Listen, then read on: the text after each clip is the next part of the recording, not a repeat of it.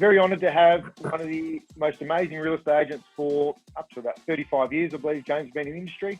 If you haven't heard of James, you'd be having to live under a rock. And we thought, given what challenging times are happening around the country with COVID, especially in Victoria, we thought we'd speak to the gun himself, James Tostevin. So thanks for joining us, James. Pleasure, Shane. Happy to have a chat. Thank you. Beautiful. So obviously, I think it's about 35 years you have been in the industry. That's right.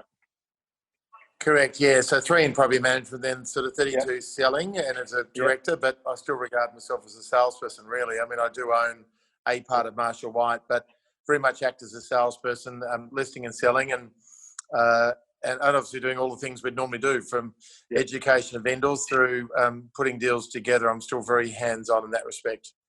Yeah, and I think that's probably why you're so respected, because the training content you do put out is obviously really relevant to so many people across Australia. So I guess in all your years, is this the most challenging times you've worked through? Definitely. I thought the Royal Commission, Shane, was interesting, or post-Royal Commission. We had sort of 18 months of a challenging market, and obviously having been in sales for 32, we've had some ups and downs along the way because of economic conditions. But I'd be really surprised. Well, it depends on your market, I guess. For Melbourne and Victorians, it's been far more challenging, and not being dismissive of what other people have gone through in the rest of Australia, but clearly it's gone for a much longer period of time, even stage 3 through to stage 4. It's sort of going to be a 10-week sort of thing. And as someone said to me, or quite a few clients have said to me recently and again today, it sort of felt like the last 6 months or so, it's sort of, we had a small little period where we got back to a degree of normality, but it hasn't felt like that, if that makes sense. So definitely the most challenging period, because there's so many restrictions on what we can and can't do, and so many vendors that are keeping their powder dry and saying we're better to wait till things settle down. Yeah, understand. I guess what's the biggest challenge, I guess, running a business day to day, and I guess as a salesperson, what's been the biggest challenge? Well, salesperson, I guess the biggest challenge is just convincing or persuading or encouraging vendors, whichever word you use, around listing. Obviously, there's plenty of vendors out there that are motivated and there's a need to sell, but equally there's others that say, look, I'll just wait till things do settle down.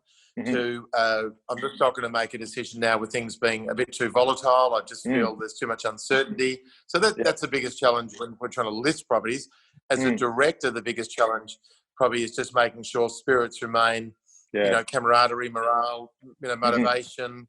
We've definitely noticed some of our team have struggled to work successfully from home.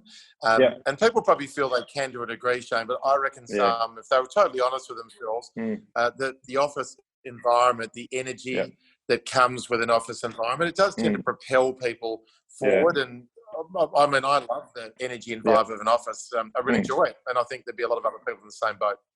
Yeah. I think just hearing those conversations with someone like yourself or your experienced operators in the industry, you can't really put a price on that for people that are, I guess, starting out or trying to get their career to your level. Hearing those conversations, especially times like these, I think it certainly helps feed that. No, I agree, Shane. I think a lot. Yeah, you're right. It's sort of that sort of roadmap, and for a lot of younger agents and people have been able to come into my office. Well, obviously they've paid me kindly for that, but Marshall White people, of course, don't pay for that because I'm a director of the company. But that opportunity to be exposed to how I do handle nurture calls, prospecting calls, I think has been invaluable. A lot of agents have wanted to know what scripts I've used, so I've obviously provided those scripts to or some ideas to our whole team about what you can say and do, which has helped them. Certainly, I've had some very positive feedback on it. And how do you keep the guys upbeat? I guess obviously you're not seeing them face to face a lot of the time. I believe you're working from home. Is that right? Yeah, and I am. I think what we've found has worked really, really well. I think it's any senior person, director, you don't want to come across as, you've got to be real and very genuine, call it authentic, very natural, as Chris Hanley always talks about, who's one of the best agents in the country. Chris is an amazing person, as you know. But he always talks about being very natural, and I think people see through you if you're not. But I think there's definitely been moments where I've been absolutely fine and upbeat, and other times I'm thinking, is this thing ever going to end? I want to see my kids, see my parents, go to restaurants, catch up with friends, go to the footy. There's that degree of normality that they're craving, obviously. So in terms of, I think the way a team responds is if you are very honest with them and you tell them what challenges that we might have individually had in terms of how we're coping. I think people appreciate that as opposed to beating the chest, guys, you've got to do this, you've got to do it, rah, rah, rah. I think they'd say, well, I'm not feeling like that all the time. I think certainly with light at the end of the tunnel is one of the, that definitely, I mean, with a week and a half to go, we hope, They must be ticking every minute. Close, so, and I guess, I think, you go, sorry. I was just going to say, look, checking the weather nowadays is check the weather, check the numbers, sadly. It's just a daily part of our lives, which is a bit tragic, but that's the way it's been for Victorians. With that, I guess, technology, what have you implemented? What do you think that might stick after we get through this? Because we'll get through this, but what things have you found that have, I guess, really helped your business? Look, nothing. I wouldn't say I've made drastic changes, Shane. I mean, I think even when you come back to Zoom, I mean, to be honest with you, it's not something I've used a lot of previously. And even having discussions with vendors and doing online auctions. I mean, I've been doing public auctions for a good part of my career, and I've done over 3,500. So that's just been a normal part of what we do. And they're on site; they're not even in rooms. So we've adapted quickly because we had to adapt quickly. And likewise, doing private appointments as opposed to open for inspection, simple things like that.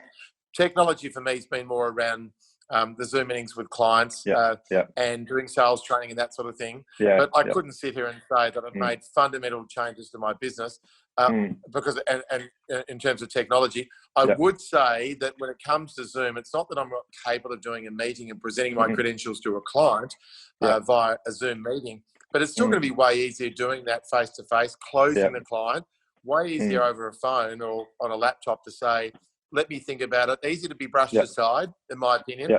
Whereas you've got them face to face, just that. I think it's definitely not a bit easier. I think it's going to be a lot easier still to close out that opportunity, sale or listing. So that's just my view. But we haven't come out of stage 4 yet. So let's see how we go beyond that.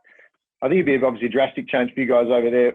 In WA, it's been a pretty tough market for quite some time. So the bustling home opens just haven't been.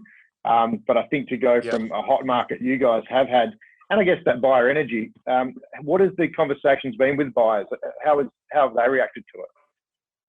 Well, look, there's a lot of motivated buyers out there, Shane. A lot of people still keen to upgrade, downgrade, and they've taken the view, look, we could wait, but the reality is it suits us to do it now. So that's obviously helped. I mean, upgrading, it's a brilliant time to upgrade. It's probably more the people that have wanted to downgrade that have been a bit more reluctant with what the values have done and the market's done. Look, there's obviously buyers around telling us what's going to happen to the market this year and next, which I find a little bit amusing. So when people talk about what the market's going to do, that it'll drop further, we're best to wait. I mean, I think of all the property analysts, economists, brokers, buyers advocates, real estate agents, vendors, buyers. How many predictions have there been about the real estate market? Who's got it right? Not one. Not in my 35 years. I've never had someone consistently pick what's going to happen to the market. So we just talk about that. We talk about vendors that have already made an adjustment price-wise with what the market's done. And we talk about how long it's taken them to find a property that appeals. I mean, you say to a buyer, Shane, how long have you been house selling for? And they say 3 or 4 months or 5 or 6 months. And ask them how many properties they've been on or made offers on. You find it's not that many. So in other words, it's not that easy to click your fingers and think, I picked the bottom of the market, so now's the time to buy.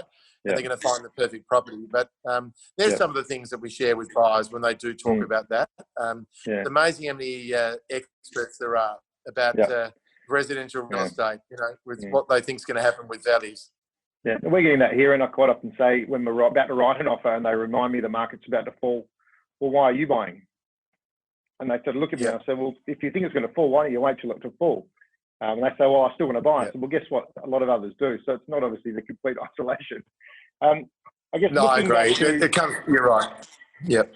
Looking back to, I guess, more, the mental side of things.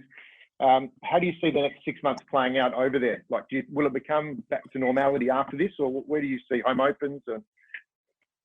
It'll be a gradual thing. I'd be really surprised if we had open for inspections or public auctions. In fact, I'd be staggered if we had them for the balance of this year, no matter what happens with the numbers. I think they'll be very conservative, given the crowds that can gather, especially at our auctions. We can get some big numbers at our auctions. So looking forward, I think we'll have look, I think agents are craving the ability to do appraisals and private appointments because that's our new normal at the moment, Shane. So the rest of the stuff will probably have to wait. I think agents, hopefully they've been smart through this stage 3, stage 4 lockdown period. I mean, for me personally, I've worked hard Monday, Tuesday, Wednesday. I don't work Fridays anymore. And Saturdays where we'd normally do auctions and opens, well, we're clearly not doing those at the moment. And even Thursday's been, frankly, for me, in the last 5 weeks, it's been quite a light day. So I've really tried to still work really hard for a few days and then have a few days off.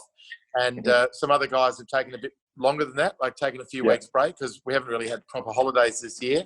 I wouldn't really understand someone that says I'm going to work half a day Monday to Friday. I think that's a bit weird. Why wouldn't you work 3 or 3.5 days and take the rest off, you know? So, but I think that's going to be a critical thing moving forward. I think the people that say it's going to revolutionise business and maybe real estate and more people will be working from home, when it comes to real estate, I don't believe them. I reckon that's a load of crap. I think people love a team environment, the vibe and energy I talked about earlier, and it works well in a real estate office. Maybe some other businesses, it might be different, but I reckon certainly in our market where we operate, I reckon being in the office and I think, as you said before, Shane, it's also what the others can learn from me being exposed to when they come along to vendor presentations and meetings and mid-campaign meetings and end of campaign close to the auction. How could they not benefit from that? So it's much easier doing it in that office environment. So And the first thing you're going to do when you come out of lockdown, what's it going to be? Well, I'd love to say I'm going to go on a holiday. I bloody can't wait to go to Noosa. I'm a real Noosa man. I clearly won't be going overseas for a while. And, of course, won't even be able to go and watch my beloved Blues playing because all of it's interstate. And Brisbane, quite rightfully, got awarded the AFL Grand Final. But, no, look, I think for me, it's without a doubt, number one, we'll be seeing my kids. I've got 5 kids between 24 and 29.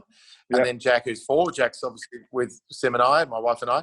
And then seeing mum and dad. So seeing family, a couple of grandchildren, it'll be absolutely priority 1 for me. And then beyond that, catching up with friends. And it just depends what we're allowed to do. But that'll be very, very high on my agenda before worrying about, you know, holidays and footy and those sort of things. So I'm a Carlton fan also, so I know lockdown's tough, but it's been very tough being a Blues fan sometimes. I like you more. I like anyone that barracks for the Blues.